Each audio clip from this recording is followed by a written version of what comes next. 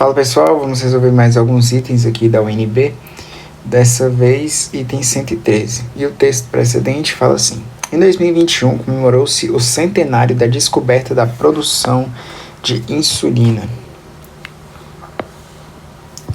No Brasil, a produção de insulina recombinante iniciou-se mediante a colaboração entre a empresa Biobras e pesquisadores da Universidade de Brasília. Então a UNB já puxando uma sardinha pro lado dela, né?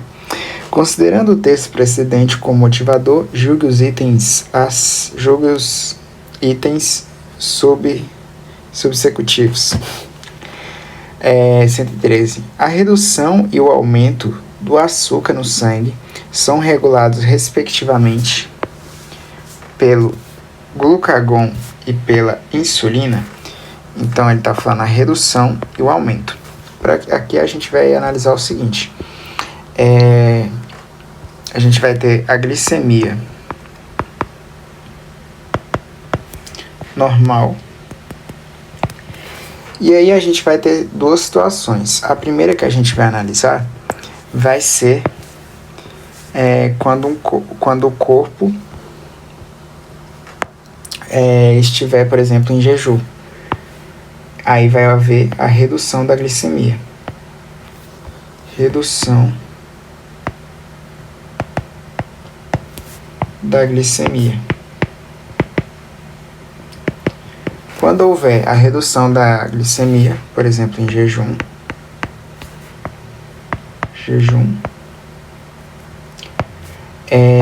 a porção endócrina do pâncreas,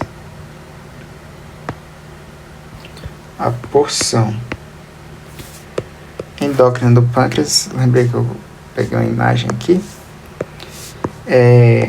por meio das células alfa,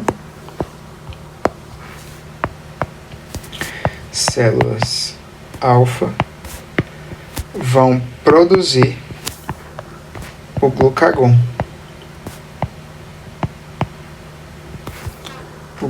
Beleza?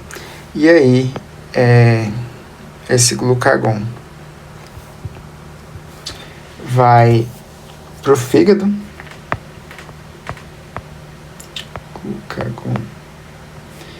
E lá no fígado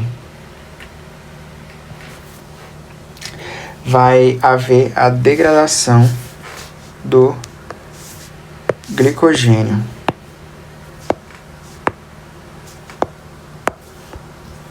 Degradação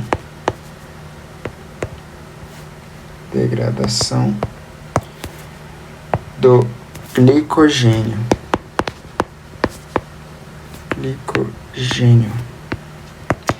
Vale lembrar que o glicogênio nada mais é do que um polissacarídeo de reserva formado pela união de moléculas de glicose, né? E aí, a degradação do glicogênio recebe o nome de glicogenólise.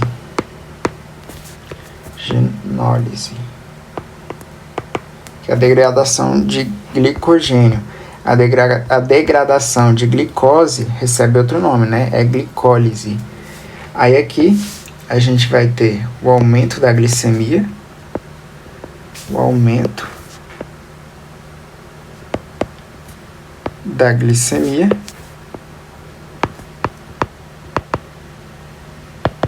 E então a glicemia voltará ao normal.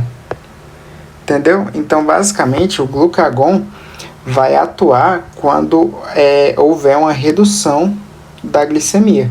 E aí ele vai promover o aumento para ter um equilíbrio. Então, ele tem essa função. Já a insulina funciona de uma forma bem parecida, só que basicamente ao contrário. Então a gente vai ter o seguinte: a gente vai ter o aumento da glicemia,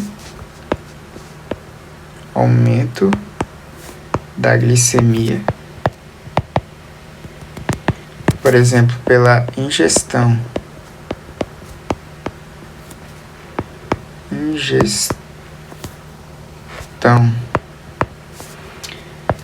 de carboidratos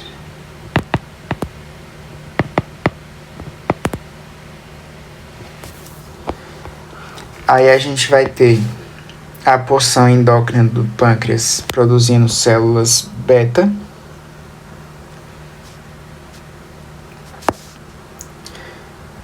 Lá o glucagon era produzindo células alfa, né? Quer dizer, ele é produzido a partir de células alfa. No caso da insulina, vai ser das células beta, que vão promover a formação de insulina. Vale dizer que a insulina é um hormônio, e hormônios são liberados na corrente sanguínea, diferente de neurotransmissores, né? Que são liberados na fenda sináptica e tal. Então, a insulina, ela vai tanto aumentar a absorção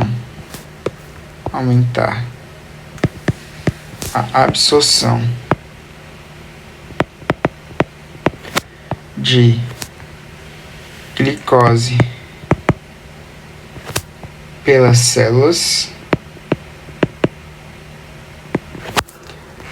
tanto vai promover a formação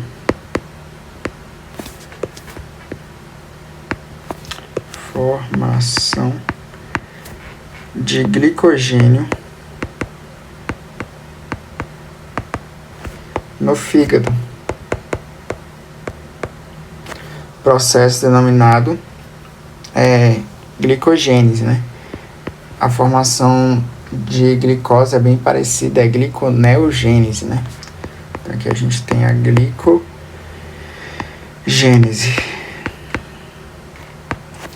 Aí posteriormente, vou substituir isso aqui, ó.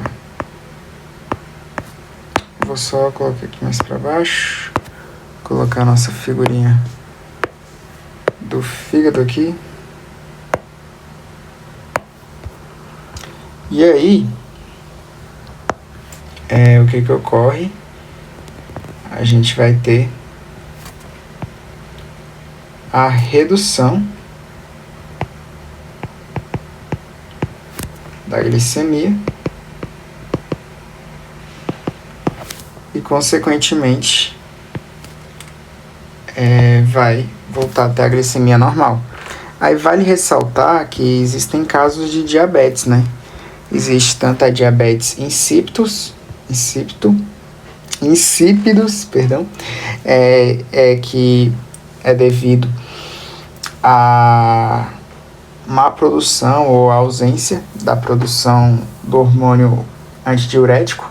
Esse hormônio é produzido pelo hipotálamo e liberado e armazenado na neurohipófise.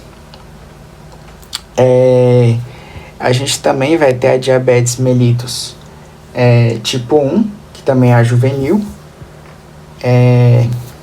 E aí, essa diabetes tipo 1, ela ocorre devido à deficiência da síntese e secreção da insulina.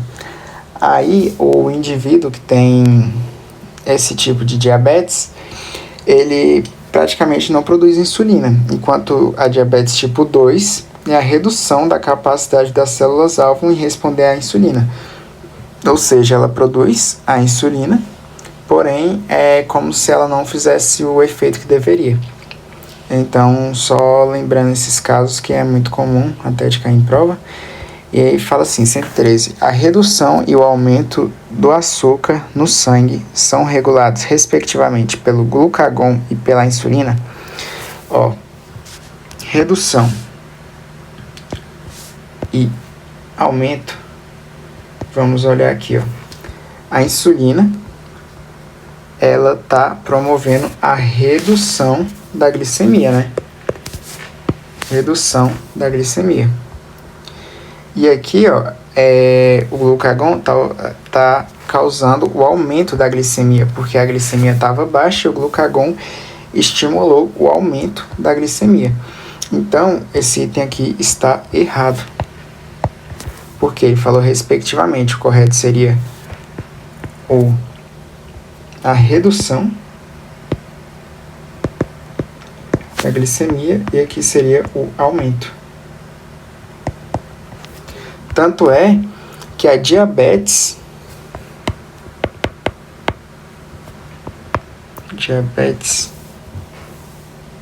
mellitus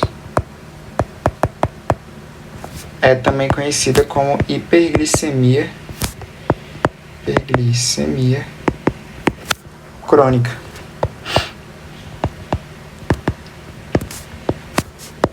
Porque a glicemia está muito elevada e aí ela tem essa dificuldade na redução da glicemia devido a problemas envolvendo a insulina, exceto pela diabetes insípidos, né, que é, igual eu falei anteriormente, é causada por uma deficiência no hormônio antidiurético, devido ao hormônio antidiurético, né, que é a ausência dele. Então, é isso, espero que tenha dado para entender mais ou menos aí o esquema. Se gostar, deixe seu like, escreva